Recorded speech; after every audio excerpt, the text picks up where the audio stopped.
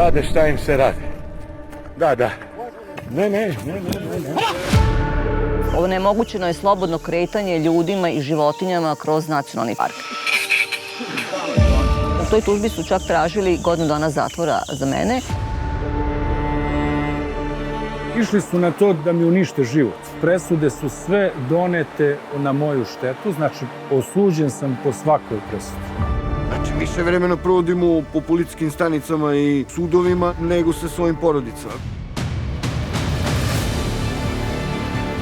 Ono što je osnovna, da kažemo, svrha slapa, to je da vas uplaši, u našem slučaju to se nije desilo. U startu imamo prekomernu upotrebu sile. Svaka tužba predstavlja šok i stres, kako za ljude, tako i za njihove porodice. Meni pravi pakao života, stvari što to koliko vremena i energije moram da uložim i koliko me sprže. Vi kao novinar ili nekako aktivista dolazite u sud, a to je sve nešto što traje i što košta. Kada pročitate tužbu, niste sigurni zašto ste tuženi. Doživjeli su pretnje, napade, prebijanja, policijsku torturu, politički i pravosudni progon. Mera prinude znači ovo. Do 28. šamara sam izbrojao. Posle toga više nisam brojao. Borba. Dosta sam se borio. Ne mogu da bodrim ostale i da kažem, budi hrabar, izdrži do kraja, jer ja ne znam dokle je spremna ova država da ide. SLAP. Strateške tužbe protiv učešća javnosti izraz je kojih se posljednjih godina odomaćio i u srpskom jeziku. Nismo branili svoju ličnu imovinu, nego imovinu države Republike Srbije.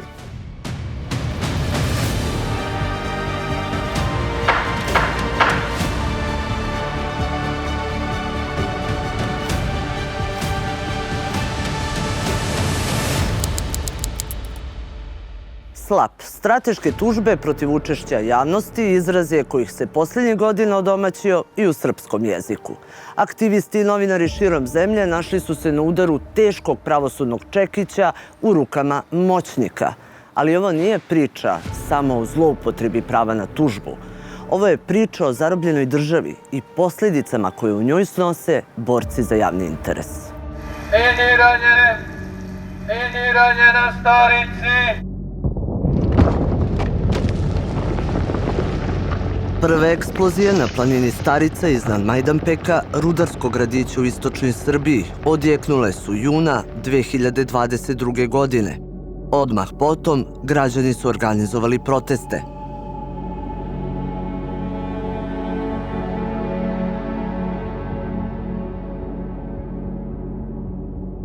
Ta planina Starica, to je taj živi štit od prašine, jer jalovišta su sa druge strane. Znači, vetrovi sad duvaju svo to sa jalovišta u grad. Mi to dišemo, znači neko nam trajno uništava i skraćuje život.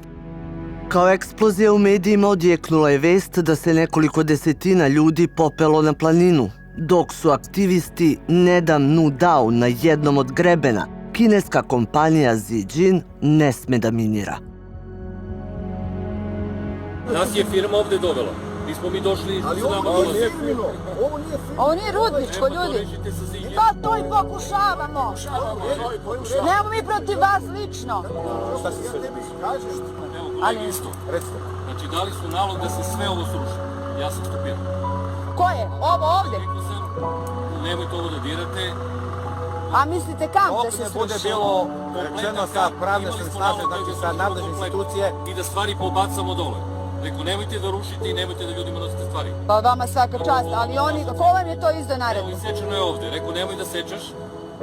A ko vam je izdao tu naredbu? To morate da vidite sa... Ne, vama ko je izdao naredbu? Zijin. Vi ste iznajmljeni od Zijina. Naravno. Mi smo bili prinuđeni da se popnemo gore na planinu i da svojim prisustvom ih ometemo u dizanju jednog vrha planine u vazduh. Da svojim telima bukvalno branimo državu Srbiju i parcelu 624/1 koja je u vlasništvu Republike Srbije, data na korišćenje Srbija šumama. Aktivisti su proveli oko 3,5 meseca u kampu na vrhu planine. Napadani su verbalno, fizički, a toga leta pale su i prve tužbe nalik na SLAP. Reč je o procesu tokom kog moćnici koriste pravnu silu da se obračunavaju sa aktivistima ili medijima. U ovom slučaju kineska kompanija pokušala je sudski da zabrani grupi srpskih državljana da hodaju po srpskoj zemlji. Kompanija koju mi zovemo Zli džin, ona je inače Ziđin, nas je u nekom parničnom postupku tužila da ih sprečavamo u eksploataciji rude bakra, zlata i svih onih ostalih elemenata. I tražili od suda da nam zabrani da se krećemo parcelom 624/1, to je između ostalog, to je ogromna parcela i sada gde se nalazimo je deo te famozne 624/1 za koju smo mi tvrdili da je to parcela u vlasništvu Republike Srbije koja je data na korišćenje Srbije šumama. Nema nikakve zabeležbe da Ziđin bilo šta tu rudari. Za mene to bilo poražavajuće da kompanija traži da mi zabrani neko da dolazim na mesto gde sam odrastao. U toj tužbi Ziđin najavljuje da sprema i nove tužbe protiv aktivista i navode da ih oni sprečavaju u eksploataciji rude. Na Staricu se popela i tadašnja ministarka rudarstva i energetike Zorana Mihajlović. Saniranje Starice radi se ne zbog nekog hira, nego se radi zato što je neophodno da zaštiti ljude i opremu i sve ove etaže. Ukoliko se ne uradi, ugroženi su ljudi pre svega, ugrožena je oprema, u nekom drugom koraku ugroženi i Majdanpek. Nekoliko dana posle ministarke na Staricu je krenula i policija. Počela su hapšenja aktivista i nove tužbe. Ovaj put na pobunjenike pravnu silu podigla je država Srbija. Najpre su osumnjičeni, a kasnije i optuženi da su rasisti. Protiv nekolicine nas iz Nedam Dau je podignuta optužnica za versku, rasnu mržnju i netrpeljivost prema svim Kinezima koji žive i rade na teritoriji Srbije. Sama činjenica da smo mi svi rođeni u jednom rudarskom mestu gde pre njih kopali Francuzi, pa ovi, pa oni, mislim ovde ima 20 i kusur nacija, mislim... A što su vas optužili da ne volite Kineze? Pa ako mene pitaš, to je bio jedini način da nas sklone sa planine Starice kako bi oni mogli da nastave sa svojim planovima i ja to tako kontam. Boli Hubo, rade šta im se radi. Da. Ne.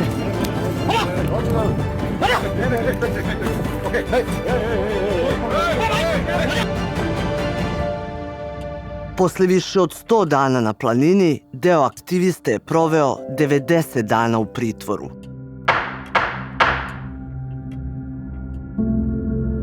Da se pobuna na planini guši brdom slap tužbi pre aktivista iz Majdanpeka, iskusili su i borci za životnu sredinu sa Fruške gore. Članovi pokreta Odbranimo šume Fruške gore tokom protestne šetnje u oktobru 2021. godine presekli su katanac i deo ograde koju su na planinarskom putu u delu nacionalnog parka postavili vlasnici oko parcele na kojoj su počeli da grade turistički kompleks. Ta kapija se nalazi na parceli koja je šumski put. Onemogućeno je slobodno kretanje ljudima i životinjama kroz nacionalni park. Znači, ovo sve oko nas je nacionalni park. I oni su prosto postavljanjem ove ograde zabranili kretanje ljudima.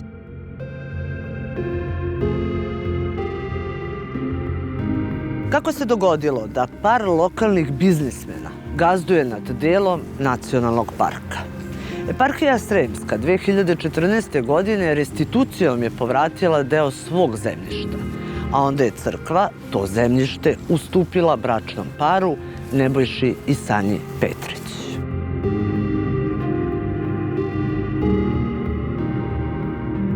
Sukob je sa šumske staze preseljen u sudnicu.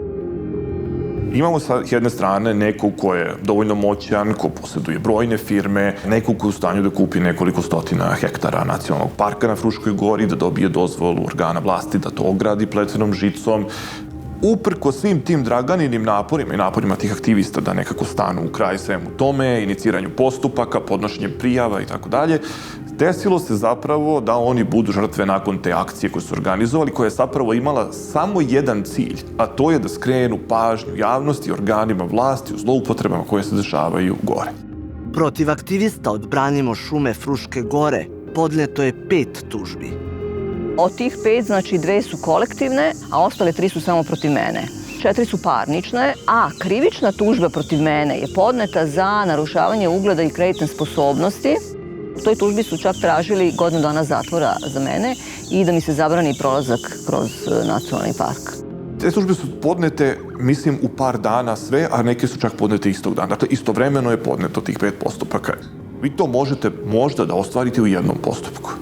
U najgorem slučaju 2. Vi se odlučujete na 5.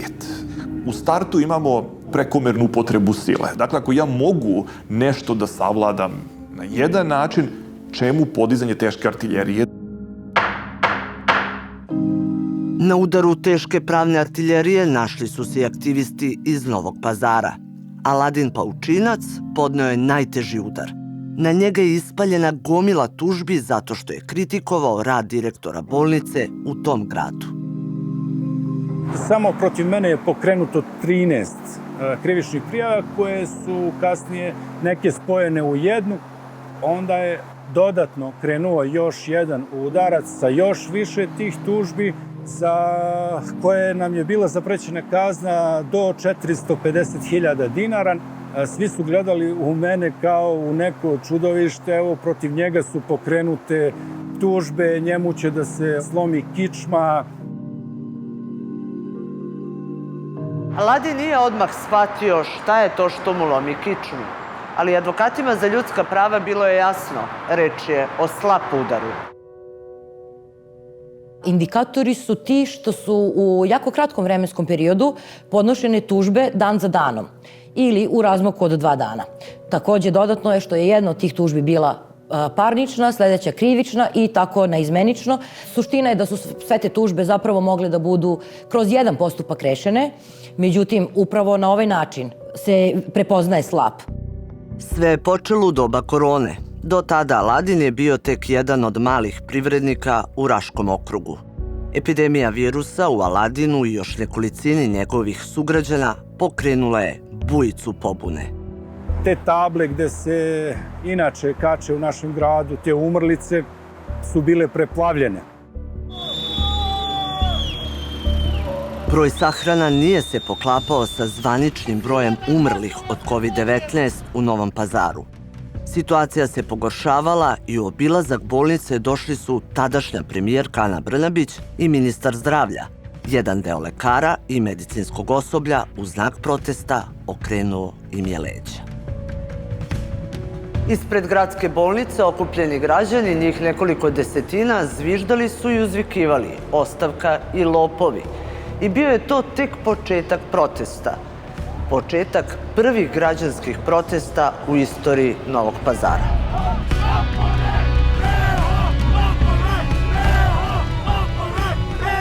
Tih protesta je bilo oko 250, skoro godinu dana smo svakog radnog dana bili ispred bolnice. Nikada nismo saznali za tačan broj umrlih, da se sve vreme ta informacija skrivala od očiju javnosti. Direktor bolnice podneo je desetine prijava protiv svojih sugrađana koji su ga za neadekvatno lečenje pacijenata i prikrivanje broja umrlih prozivali u bolnici, na ulici ili društvenim mrežama. Insistirao je na izvinjenju. Oni koji se nisu izvinili postali su dežurni krivci. Kako se postaje dežurni krivac, odnosno žrtva slap tužbi? Akronim SLAP prevodi se kao strateške tužbe protiv učešća javnosti, a stručna javnost smatra da se ovi postupci vode sa ciljem zastrašivanja i ućutkivanja. Načelno, svako može da tuži nekoga za bilo šta što mu se dogodi u životu. Međutim, postoje situacije kada neko ko je finansijski, politički, društveno ili medijski moćni tuži onoga koji je ukazivao na problem i kao odštetu traži ogromne svote novca. Cilj nije naplata štete, već da onoga koji je ukazivao na problem ubaci u iscrpljujući sudski postupak i finansijski ga uništi. Tada više nije reč o vladavini prava, već o zloupotrebi prava na tužbu.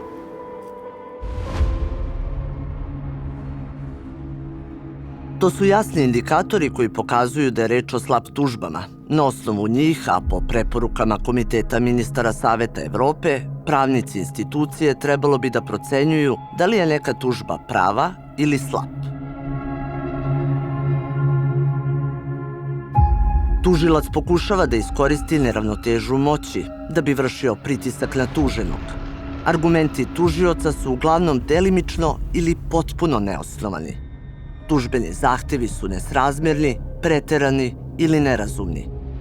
Tužilac se upušta u procesne zloupotrebe kako bi povećao troškove za tuženog, odugovlači postupak i slično, a sve u cilju da zastraši, uznemiri ili finansijski iscrpi tuženog.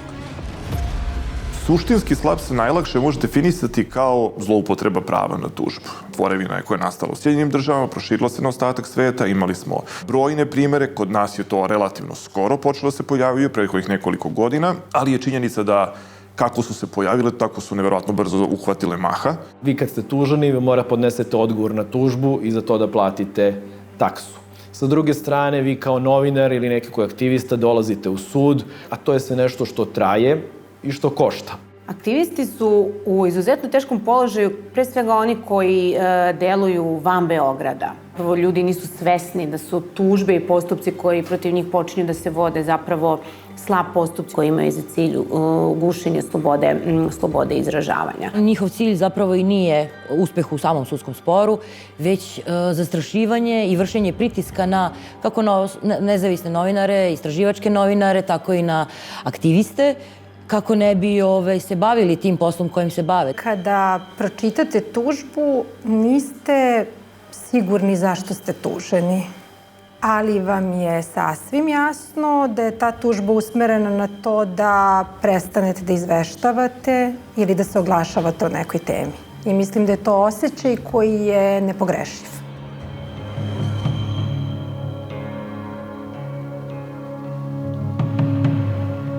Kada su moćnici Srbije otkrili da slab tužba jače udara od šamara, dežurni krivci, osim aktivista, postali su i novinari. Istraživački novinari portala KRIK oduvek su dobijali tužbe. Međutim, iskusne sudije nisu nalazile manu njihovim tekstovima o korupciji i kriminalu. Smena generacija u pravosuđu i jak politički uticaj promenili su i načine suđenja. KRIK je odjednom zatrpan tužbama, a ishod suđenja sve neizvesniji. To je početak novog doba. Doba slab tužbi. Stara vremena su značila, pritisak je bio to da vas neko tuži, kao što kažem ranije, ali nekad važilo ako uradimo dobro novinarstvo, ako su nam priče tačne, ako imamo dokumenta da potvrdimo, ako smo fact-checkali priče, ako advokat pogledao, mi nismo mogli da izgubimo, nijedan postupak. I stvarno, do 2021. KRIK je bar 10 puta tužen. Bar, ne znam ni tačno broj, ali svaki postupak smo dobili. Od 2021. se sve promenilo i mi odjedanput smo krenuli da gubimo postupke. Istraživački novinari portala BIRN prvi put su se susreli sa tužbama od 2021. godine. Plejada moćnika bliskih vlasti rešila je da pravnom silom udari na sedmu.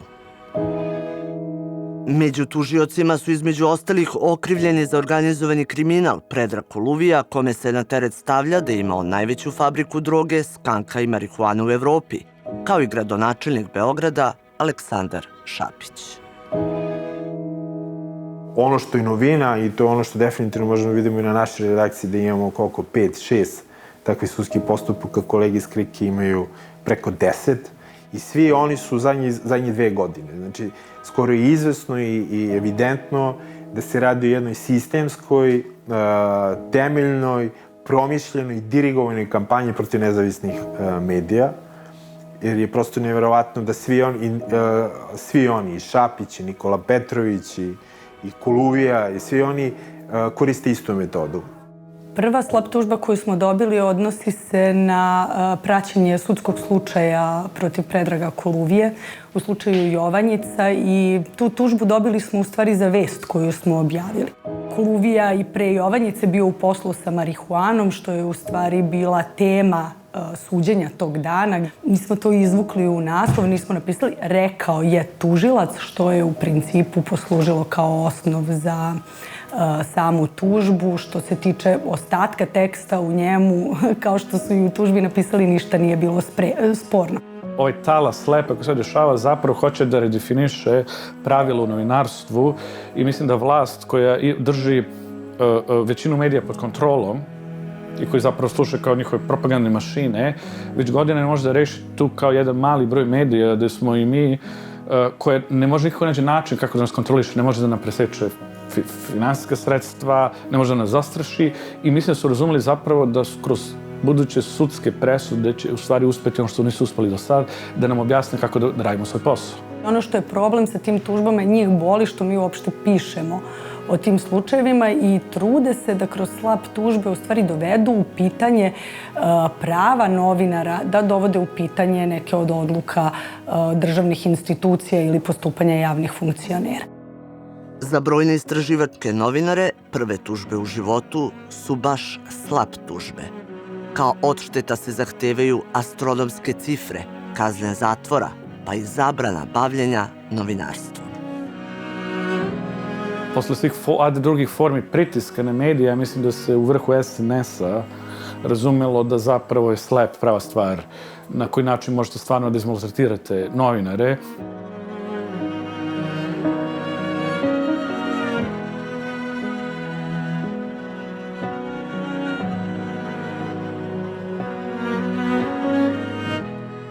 Pored maltretiranja sudskim procesima, brojne žrtve slapa, njihove bližnje i one koji ih podržavaju, vlast godinama označava kao neprijatelje koji rade protiv interesa države Srbije.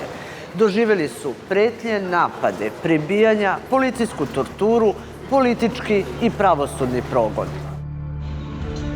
Aktivista pokreta Odbranimo šume Fruške gore, Petar Živanović, na društvenim mrežama je poznat kao čovek koji često zalazi duboko u šume i sam čisti smeće koje drvoseče ostavljaju za sobom. Sakupljeni otpad, poput kanti od benzina i plastičnih flaša, kao aktivistički čin ostavlja ispred kapije javnog preduzeća Nacionalni park Fruška gora.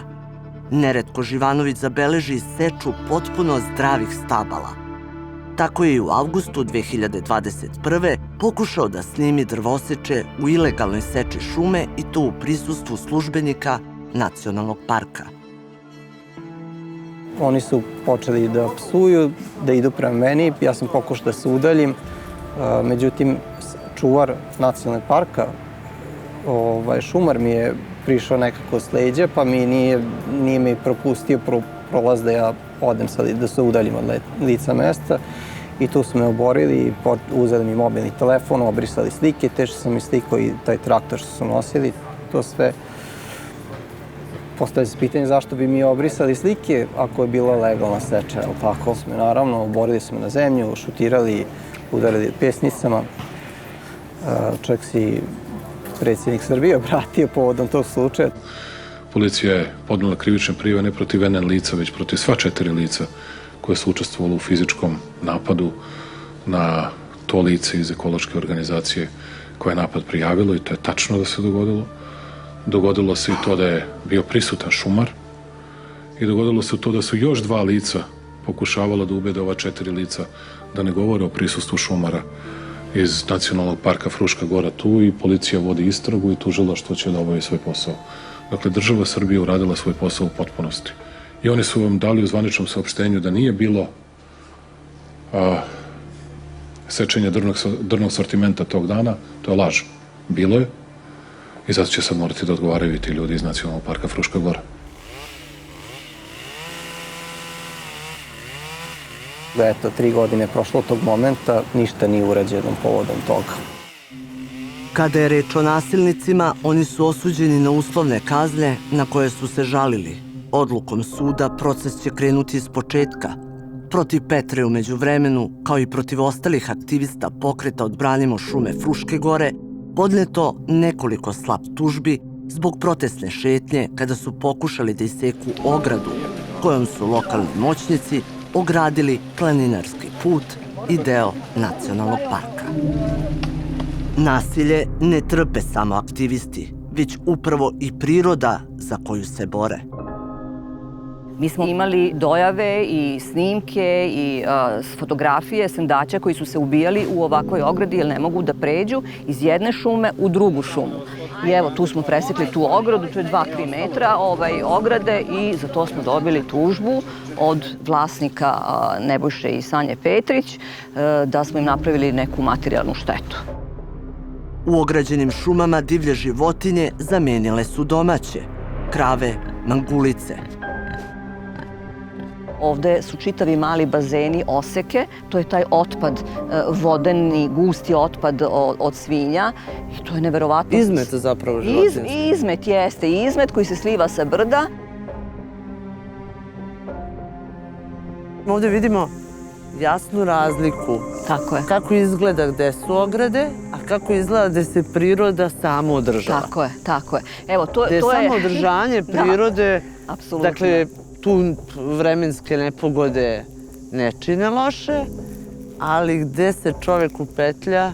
Zemlja izrovana, znači nema šumske stelje, odnosno vegetacije, te niske, tako da je, mislim, meni je ovo zapanjujuće.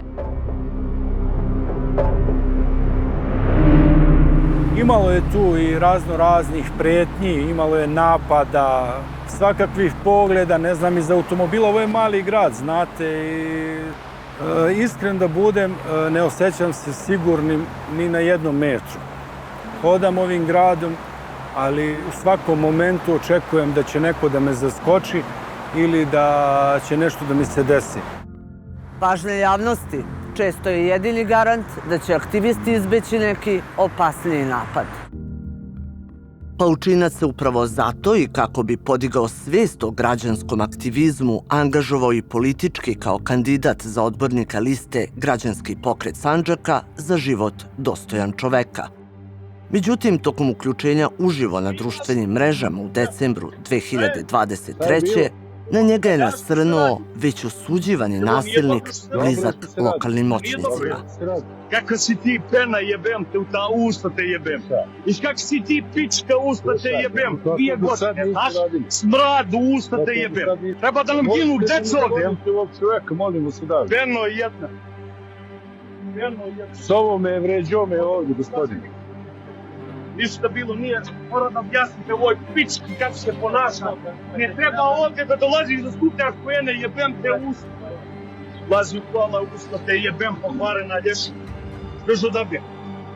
Da te vidim slučajno više ovdje, vidim te ovdje, vidjet ćeš što da bude. Čovjek ipak nasrće na mene, mislim, u svakom momentu može da me, ne znam ti, udari ili ne znam ti šta sve, ali policija je to hladno gledala kao da oni nema potrebe da se tu sad mešaju, da oni sad tu nešto govore. Mislim, očigledno je bilo, svi prolaznici su gledali i mislim da sam napadnut. Aladin je prijavio napad nadležnima, pokrenut je postupak, ali je za oko godinu od tada održano samo jedno ročište.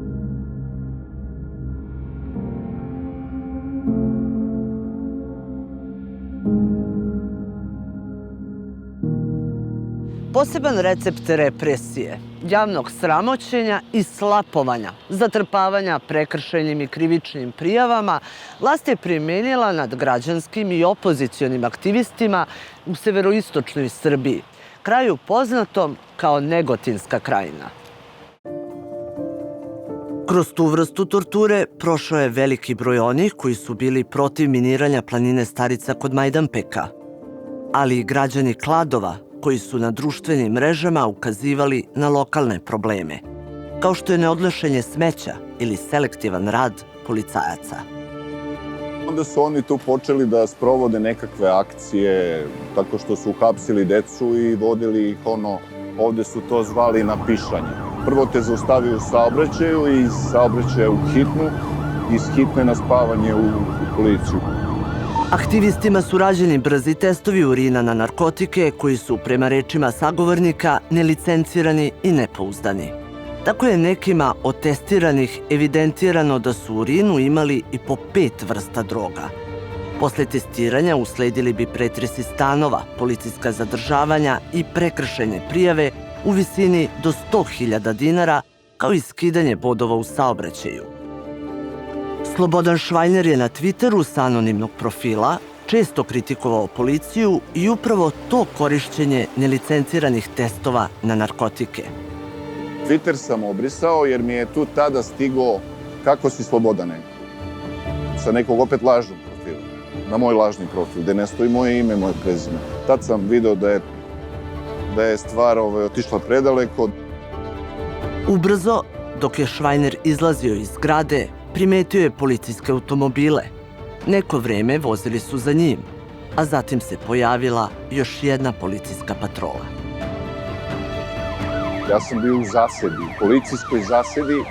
Na semaforu su ukočili one rotacije i tu su me zaustavili, gde sam ja dozvolio njima da pretresu auto i generalno oni su mene odveli u hitnu i na kraju u stanicu da spavam jer sam pod uticajem.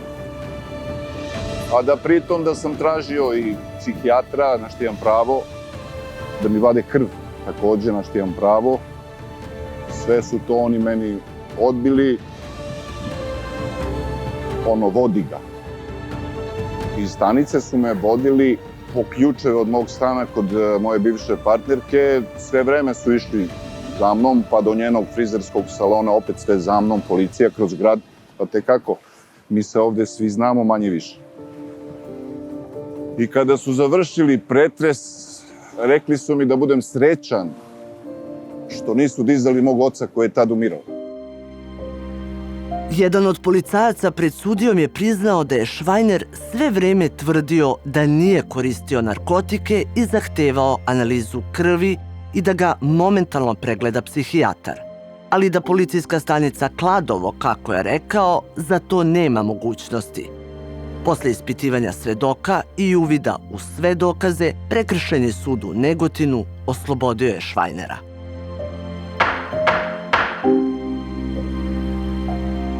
Aktiviste na Starici u zasedi nije čekala samo policija, već i privatna obezbeđenja. Imali su zadatak da aktiviste sklone sa grebena planine kako bi kineska kompanija Zijin uspela da je minira uprkos protestima. Posećivali su ih danju, ali i noću. Rušili im kamp. Nema potrebe da ste mi naredili za temu. Koje je ministarstvo? Pa koje ministarstvo mi naredilo?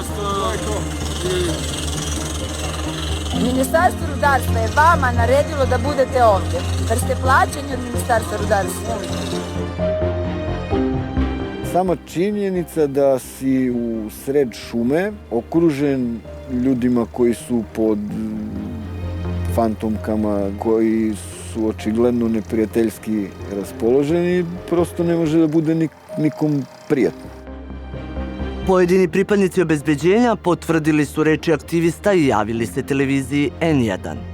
Tvrde da su lično tukli ekološke aktiviste. Njihovi poslodavci sve negiraju, a bivši zaposleni dostavljaju snimke brutalnog nasilja. Mera prinude znači ovo. Vezivanje, uklanjanje, znači 300 metara od mesta miniranja i kada se izvrši miniranje, puštanje lica na slobodu. Našli smo 4 lica, trenutno čekamo policiju. Mora da se pretuče neko i da se to obavezno snimi video zapisom i bit će plaćeno 100 eura. Advokatica aktivista sa planine Starica, Danijela Nestorović, koja je i opoziciona poslanica, u više navrata pokušala je da dođe do sudskih spisa protiv njenih klijenata. Igrom slučaja to je i uspela, a onda je videla da je osim klijenata i ona na merama prisluškivanja i praćenja. Naime, Više javno tužilaštvo u Negotinu nema fotokopir aparat, te se predmeti umnožavaju u privatnoj fotokopirnici gde su verovatno omaškom u jesen 2022. stigla i 2 zahteva za praćenje njene komunikacije. Fotokopirnica Cvrla mi je dostavila kompletne spise u kojima ja, dok sam prelistavala, nalazim na zahtev javnog tužioca, višeg javnog tužioca za praćenje moje telefonske komunikacije i praćenje baznih stanica, kao i naredbu o prisluškivanju. Ja sam ostala zatečena, držala sam taj papir i gledala brojeve telefona, prosto nisam mogla da verujem da u tom trenutku ja sam i narodni poslanik i advokat. Svaka komunikacija između advokata kao branioca i branjenika naravno nije podložna snimanju niti praćenju, to je prosto tako, jer mi imamo pravo na poverljive razgovore. Te jeseni počela su i hapšenja aktivista, noćni pretresi njihovih stanova, a na informativne razgovore pozivani su svi, od članova njihovih porodica do onih koji su sa njima protestovali protiv načina rada kompanije Ziđin. Kad sam ušao u kancelariju, 2 inspektora su krenula da me biju odmah i da priznam nešto. Ne znam šta da priznam. Onda, posle nekog vremena tog maltretiranja, udaranja sa leve desne strane, sam se branio koliko sam mogu da se odbranim, da sam u nogu, leđa, glavu. Ne, šakama nisu bili jako vidjeti, ali su bili. Da, rekao da će da me ubije, iako možeš da umreš ovdje, baš me briga. Uvode me u sobu, nameštaju mi gospoda stolicu da sednem u ćošak. Do 28. šamara sam izbrojao. Posle toga više nisam brojao. Tu je bila smena mnogo tih policajaca, mnogo tih inspektora. Jedan uđe, drugi izađe, jedan uđe, drugi izađe. Po glavi, pesnicama, po rebrima, kolenima, udarali me po butinama, znači totalni haos. Totalni haos. Ja sam duboko verovao da je policijska stanica najsigurnije mesto u malom gradu. I te noći taj san mi se razbio u param parčad. Mislim da ti kaže, to mi je već teško da pričamo o tome. Sediš ovako u nekoj kancelariji, tu su neki inspektori koji, jedan je iz Bora, jedan iz Majdanpeka, koji je kao zadužen za tebe i onda u jednom trenutku ulaze 3 nekih nepoznatih ljudi, njima kaže aj marš napolje, oni spuste glavu bukvalno ovako, znači izađu iz prostorije, onda te vežu u neki neprirodni položaj, ugase svetlo i onda ću da ti ostavim sve na tvoju maštu, jer šta god pomisliš, neće da pogrešiš. Osim kompanije Ziđin, aktiviste je prekršajnim i krivičnim prijavama zatrpavala i domaća vlast. S druge strane, policija do danas nije otkrila ili zataškava ko to prebija i to u njihovim policijskim stanicama. Kad ti podneseš tu prijavu, kako god se zove, i toj unutrašnjoj kontroli, znači taj što je bio zadužen za tebe, on to kaže.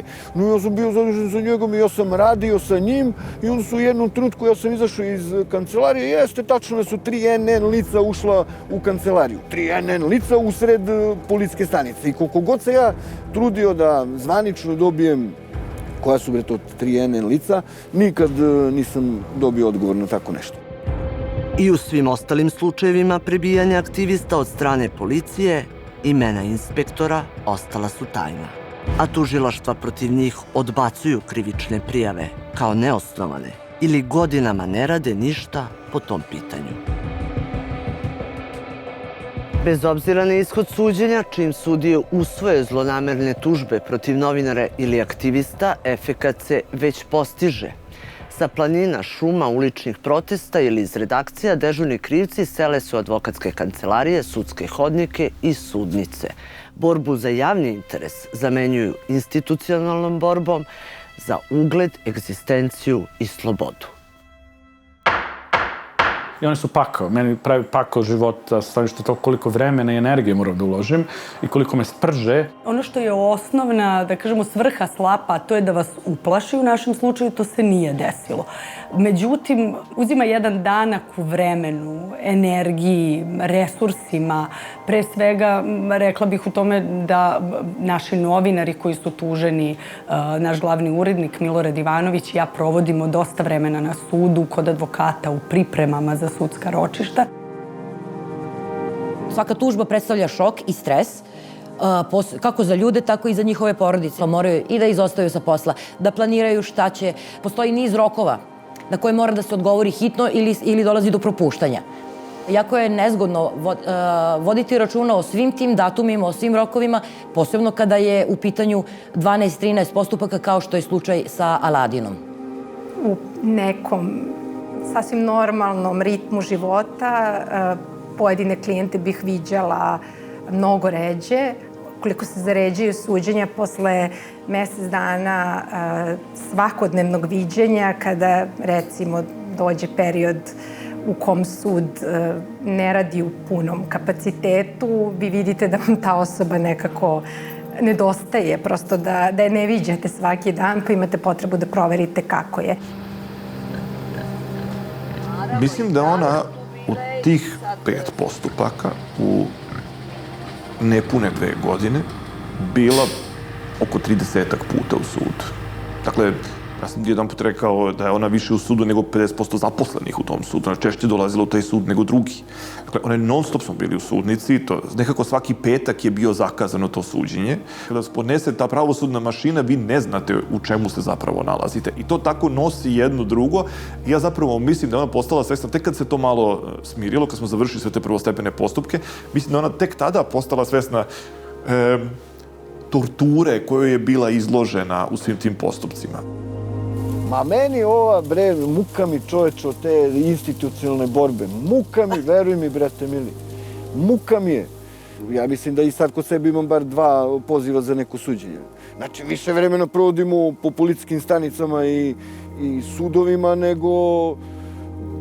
nego sa svojim porodicama. Maksimalno smo se bavili aktivizmom, sad se maksimalno bavimo tom institucionalnom borbom, koja je vrlo teška. Iskreno ti kažem, ne znam šta je teže. Mislim, znaš, kad dođeš u situaciju, dođeš pred sudiju i krene pričaš i on kaže, čekaj, bre, stani. Nije to, bre, sad ne pričamo o tome. Mislim, to onako, ne znaš da li da plačeš ili da se smeješ, ali to je suštinski naša realnost. Zašto i pored preporuka Saveta Evrope i Evropske unije da se slap tužbe protiv boraca za javni interes odbacuju, sudije u Srbiji ipak odlučuju da prihvate takve tužbe i pokreću procese. Sudija Višeg suda u Beogradu kaže da dok se srpsko zakonodavstvo ne uskladi sa preporukama međunarodne zajednice, prema trenutnim zakonima, tužbu je nemoguće odbaciti samo zato što je nalik na slap. Mi odbacujemo tužbe zato što je tužba neuredna, nejasno je šta tužilac traži, nije potpisao tužbu, o tome već sud odlučivao. Dakle, to je nešto što sud uopšte ne ulazi u osnovanost samog zahteva. Međutim, tužbe koje pišu advokati moćnika protiv aktivista i novinara obično su veoma vešto napisane. U takvim slučajevima sudijama ostaje mogućnost da tokom samog procesa obrate pažnju na indikatore da je tužba zapravo slab. Na primjer, da je reč o nekom uticajnoj osobi, bez obzira da li je finansijski, politički, društveno, iz bilo kog razloga, da on postavlja tužbene zahteve, odnosno zahteve za naknadu štete koji odskaču od uobičajene sudske prakse, onoga što bi najverovatnije mogao da dobije. Dakle, sve to predstavlja neki vid pritiska. To može biti da neko opterećuje sud sa predlaganjem velikog broja dokaza. Samim tim, sudski postupak će trajati duže. To može predstavljati da, na primjer, tužilac ne dođe na ročište kad treba da bude saslušan. Mislim da bi sud trebao malo strožije da postavlja kriterijume za odlaganje ročišta, da traži veći stepen opravdanja, dakle, nego što je to inače, jer treba da razmisli o tome da je to možda neki vid zloupotrebe. Svakako sam postao svestan funkcionisanja suda, odnosno pravosuđa u Novom Pazaru, kada se to lično meni desilo. Kada sam video da sudije nemaju sluha za to, kada sam video o čemu se radi, bukvalno si mogao da ne znam ti šta izneseš kao dokaz, ali je sve to bilo uzaludno. Oni su više slušali tužioca nego mene kroz šta je on prolazio, a ne kroz šta su građani prolazili. To ih nije zanimalo. Jednostavno smo bili krivi i niko nije mogao da nas zaštiti. Nemaš poverenje više u njih, u sud. Nisam osjećao neku, da kažemo, da empatiju od strane sudija, niti sam imao neki predosjećaj da će to biti u našu korist ili u njihovu korist. Ipak presuđeno je u vašu korist? Što je iznenađajuće, da.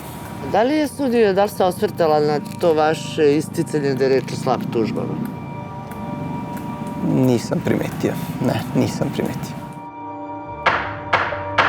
Čak i kada novinare tuže javni funkcioneri, čiji bi rad trebalo da bude izložen sudu javnosti, to ne znači da će tužba biti okarakterisana kao slab. Sudije, iako sude u ime naroda, ne znači da uvek imaju sluha za javni interes. Protiv novinara KRIK-a jedna sutkinja Apelacionog suda u Beogradu zato što su objavili javne podatke i analizu njenog rada podnela je 2 tužbe. Parničnom zahteva novčanu odštetu, ali krivičnom traži 2-godišnju zabranu rada novinarima i po 10 meseci zatvora zbog navodne povrede prava na privatnost. Slep tužba je veliko maltretiranje, morate spremate odbranu s advokatima, da uložite energiju, da se pojavljate na suđenju, da iznesete, da date svoj iskaz, da ispitujete drugu stranu. Ali vi možete i povučete, se ne bavite time i izgubit ćete tu tužbu. Niko vas neće na silu naterati, doći na sud. Kada ponesu krivičnu tužbu protiv vas, to je mnogo opasnije zato što ste vi onda, pošto vodi se krivični postupak protiv vas, vi ste dužni da se na svako ročište pojavljujete. Ne mogu izostane, mogu se ne pojavim za policiju da me pokupi i tu sedite na toj klupi i bukvalno sudija koji nije imalo osjećaj, da to je neki medij tu. Su kao lični podaci, da je nevjerojatno bez osnova poneto ovo, vas tretira kao kriminalce. Kaže, znači, doći ćeš tad. I tu zakazuje.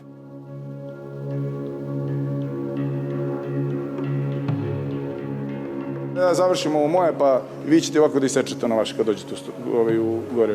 Da, ne može ni ovo. Ma da, jest. Pa nema. Evo sad ću opet da se vratim. A zašto je targetiranje ako vam jasno kažem da lažete? Što bi rekao predsjednik, pa pustite me da lažem i da varam Evropu da bi zaštitio naš interes. Sa lopovima mora na silu. Ići ćemo na sud, pa ćete vi zbirno to da dokažete, pa onda mi nećete platiti nadoknadu za laž koju se izneli u javnost.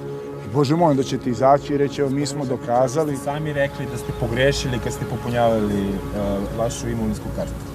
Ali to je velika razlika. Da ste vi napravili... Samo da vas pitam, znači vi ste svesni da to što vi ne znate da kršite zakon i to što ste pogrešili vas ne opravdava pred zakonom. Vi ste veliki lažovi, ići ćemo na sud pa ćemo da proverimo ko je lažo. Ali samo sekund. Budira se definicijom poštovanja. Samo sekund. Ja vas pitam se najdubljim poštovanjem. Prvo ja vama kad kažem da ste lažovi, to nije nepoštovanje, nego konstatacija.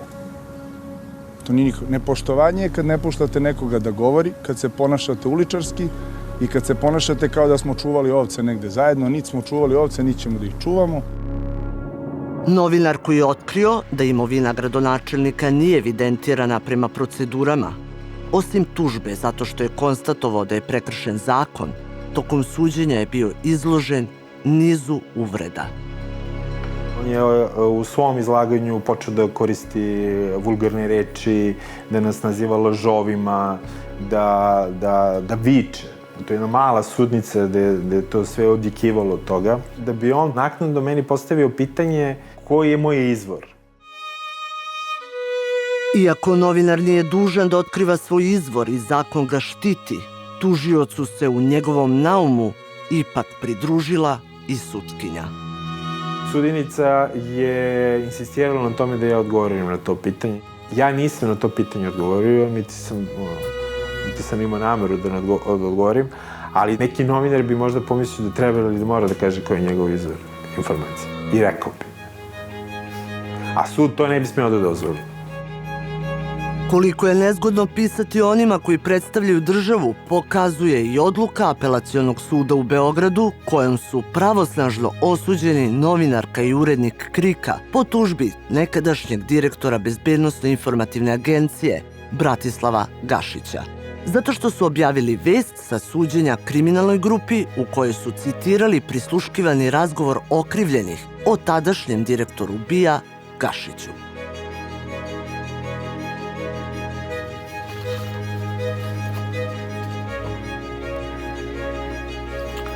U obrazloženju presude sudije tvrde da je novinari trebalo da budu pažljiviji prema Gašiću baš zato što je bio funkcioner koji je vodio Bezbednosno-informativnu agenciju, kao i da novinari imaju samo pravo da prenose informacije, a ne i da čitaocima objašnjavaju šta se događa u sudnici.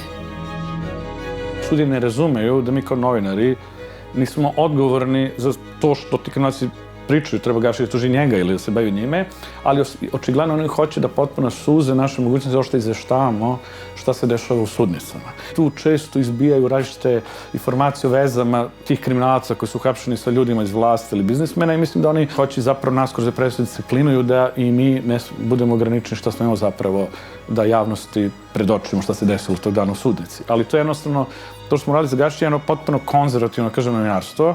Ništa novo nismo uradili na novinarstvu, ništa kreativno, suštinski, samo smo preneli vest i dalje smo bili osuđeni.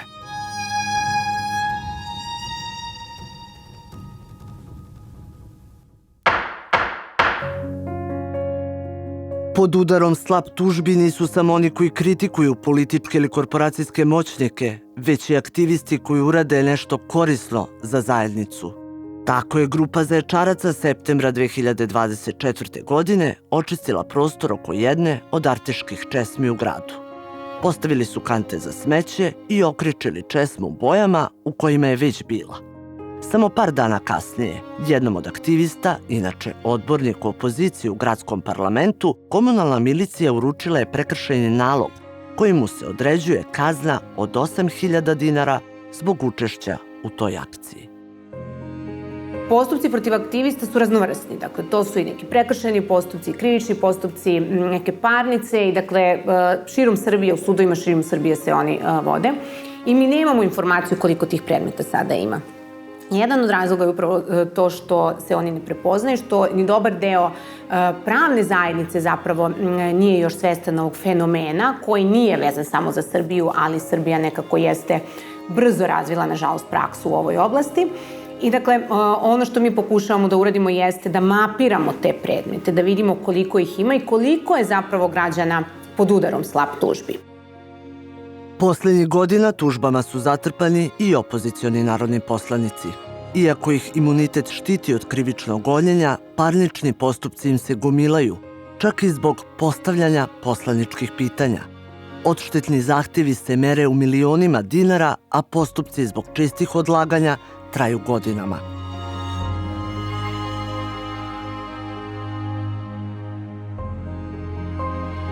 Koliko je građana i aktivista izloženo slap tužbama, ne postoji tačna evidencija. Kada je reč o novinarima, evidenciju pokušava da vodi Nezavisno udruženje novinara Srbije. Prema njihovoj statistici, 2023. godine 12 tužbi nalik na slap dobili su novinari, dok se 2024. taj broj povećao na 19 takvih tužbi. Međutim, ni to nije konačni broj. Zato što, prema rečima zaposlenih u NUNS-u, novinari, pogotovo oni sa lokala, kriju nekada da su tuženi, plašeći se osude javnosti i komentara tipa čim su tuženi mora da su nešto i pogrešili. U javnosti se sama činjenica da ste tuženi već loše doživljava. Ako vas je neko tužio, pa imao je pravo da vas tuži. I to vrlo može i ugrožava reputaciju. To što Srbija nema zakon koji se zove anti-slap ne može biti izgovor, smatraju stručnjaci, da sudije ne prepoznaju slap tužbe. Taj slap je tu u sudnici, ne možemo da se pravimo da on ne postoji i on mora da dobije odgovor i bojim se da ako ne dobije odgovor ovde, da ćemo imati sistemske slap tužbe pred nekim Evropskim sudom ili komitetom UN-a. Nama ne treba zakon o slapu. mi već imamo, po mom sudu, već imamo institute koji zabranjuju zloupotrebu prava. Prosto je potrebno samo prepoznavanje obuka sudija i da se prosto njima nametne obaveza čitanja i međunarodnih propisa, pošto oni prema našem ustavu jesu sastavni deo domaćeg nacionalnog pravnog sistema. Dobar način da se ova pojava spreči jeste da se u svakom konkretnom slučaju pođe od toga šta je javni interes. Mislim da bi bilo dobro da pogledamo kako će to Austrija, Nemačka, neke zemlje, naše slične tradicije koje su bili nama uzor u procesnom zakonodavstvu, da vidimo da to reše. Dakle, samo insistiranje na odbačaju je u ovom momentu iluzorno, ali iz tog razloga treba pojasniti sudu zašto i pored toga što tužba ne može da se odbaci, ovako jedna tužba može da izazove problem u radu samih medija. To razumevanje se razvija, sporo, ali se razvija, ali mislim da je potrebno da se mnogo više radi sa pravosuđem kako bi se o tome nekako unapredilo razumevanje i znanje. Prema mom mišljenju, država Srbija jeste zapravo i najveći slaper i upravo je to u vezi i sa korupcijom u državnim organima. Dakle, to su nebrojeni pritisci koji se dešavaju kako na ulici, tako i na sudovima. Dakle, sprovođenje raznoraznih postupaka protiv studenta, protiv starijih ljudi koji su apsolutno neosnovani, dok se sa druge strane zatvaraju oči na nepravdu koja se dešava pred našim očima, zašto postoje video dokazi, pisani dokazi i što svi apsolutno vidimo. Možete da osetite da će neka borba biti sa onim ishodom od koga se plašite. Ali ste spremni da se borite. Pa i pred institucijama pa nove zemlje, odnosno pred Evropskim sudom za ljudska prava. Kada se iscrpe sva pravna sredstva pred srpskim pravosuđem, oni koji nisu zadovoljni ishodom suđenja imaju pravo da se žale pred sudom u Strazburu. U slučaju Aladina Paučinca iz Novog Pazara, njegova advokatica se Evropskom sudu za ljudska prava obratila već zbog 2 presude. Ukoliko odluke iz Strazbura budu povoljne za Paučinca, to će sudove u Srbiji dovesti u situaciju da priznaju grešku, koju će građani Srbije kroz porez morati da plate kao nadoknadu žrtvama tužbi sa karakteristikama slapa. Presude su sve donete na moju štetu, znači osuđen sam po svakoj presudi. Ukupni troškovi iznose preko 25.000 eura. A da sam ja plaćao iz svog budžeta, ja bih morao da se iselim odatle. Pravnu zaštitu i pomoć u plaćanju kazni za novinare i aktiviste uglavnom pružuju nevladine organizacije. Građanske inicijative, NUNS, JUKOM, Partneri Srbija, Udruženje Krokodil ili se građani samo organizuju i doniraju. Udruženje Krokodil i inicijativa Mladih za ljudska prava početkom 2024. organizovali su čišćenje dečijeg parka u centru Beograda i krečenje fasada obližnje zgrade na kojoj su bile ispisane ratnohuškačke poruke nazad u belu boju. Aktivisti su dobili prekršajne prijave zato što su, kako u prijavama stoji, nanošenjem bele boje na beli zid narušavali spoljni izgled objekta.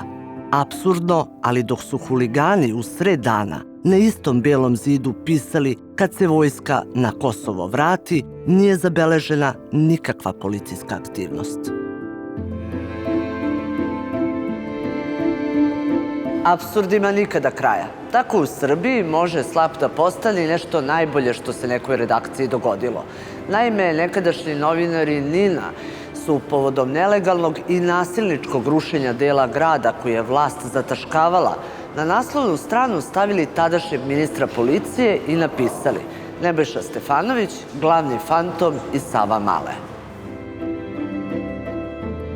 Ispostavilo se da je to bio pun pogodak, sam naknadno saznao zapravo da je to vreme, dakle 2016. jedna od ideja bila da se pređe samo na online izdanje. I da u tom smislu je i naručeno papira samo za još nekoliko brojeva i tako dalje. Međutim, kada je Nebojša Stefanović nas tužio, kada je počelo suđenje, kada se pažnje javnosti usmerila na tu stranu, verovatno ni u kompaniji nisu više smeli da rizikuju, da to ne bi neko protumačio kao popuštanje pred nekim političkim pritiskom. Tako da je, zahvaljujući Nebojši Stefanoviću, dobrim delom, kako stvari stoje, sačuvano, tradicija ta da NIN uskoro slavi 90 godina, verovatno nikad ne bi dočekao taj rođendan da možda nije bilo tužbe Nebojše Stefanovića. Što je još slađe, taj slučaj je završen time što je on na kraju izgubio taj spor, pa je morao da plati i sudske troškove. Eto, kad ljudi ne shvataju šta zapravo čine, kako to može da im se vrati kao bumerang. Pobedili u postupku ili ne, žrtve pravosudnog progona često ostaju izmorene. Slobodan iz Kladove je pobedio na sudu i dokazao da nije vozio automobil pod dejstvom narkotika. Promenjen je i policijski načelnik u tom gradu, kog je javno kritikovao, ali promenio se i Slobodan. Borba. Dosta sam se borio.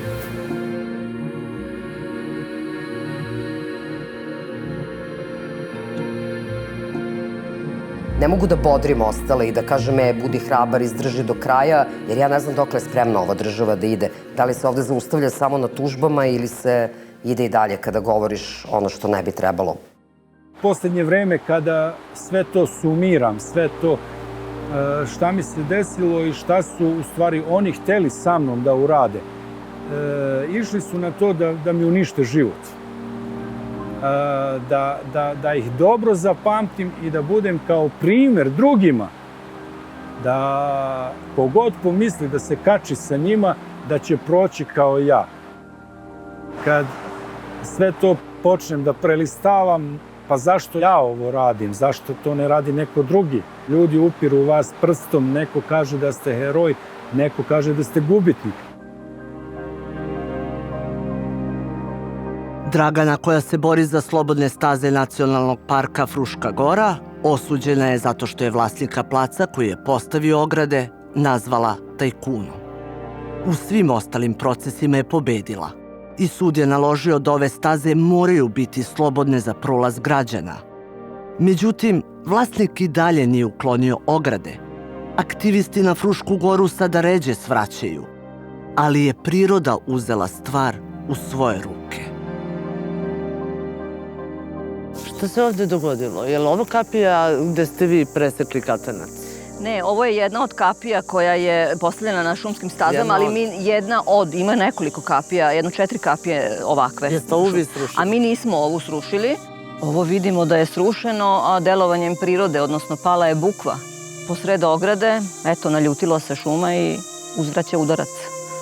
Neće da bude ograđena. Dok su aktivisti Ne dam Nu dao bili u pritvoru, planina Starice je svakodnevno minirana i jedan od grebena je potpuno uništen. Postupci za širenje rasne i verske mržnje i netrpeljivosti koji su protiv njih pokrenuti pre skoro 3 godine, pokrenuli su i pravu pravosudnu dramu. Sudovi ne mogu da utvrde tačnu kvalifikaciju navodnog dela, ali ni koji je sud nadležan da pokrene postupak protiv njih. Kada je reč o parnici koju je protiv aktivista pokrenula kompanija Ziđin, sud je tu tužbu odbacio, ali tek oko godinu dana kasnije. Koliko im je trebalo da konstatuju da je parcela 624/1 zaista u vlasništvu Republike Srbije, kako su aktivisti Ne dam Nu dao i tvrdili od početka. Minira se Starica i dalje, ali se članovi Ne dam Nu dao bune i dalje. Dobijaju nove tužbe od lokalnih policajaca i moćnika koje javno prozivaju da ne štite svoj grad, Majdanpek. Suština je da te oni ostave da se boriš sam. Znači, oni će probaju da te slome, ako si ti čvrst u toj borbi, oni neće da udaraju na tebe, nego će da udaraju na ljude oko tebe. Da ti bukvalno ostaneš sam, brate mili. Znači, nismo branili svoju ličnu imovinu, nego imovinu države Republike Srbije. Imovinu države Republike Srbije.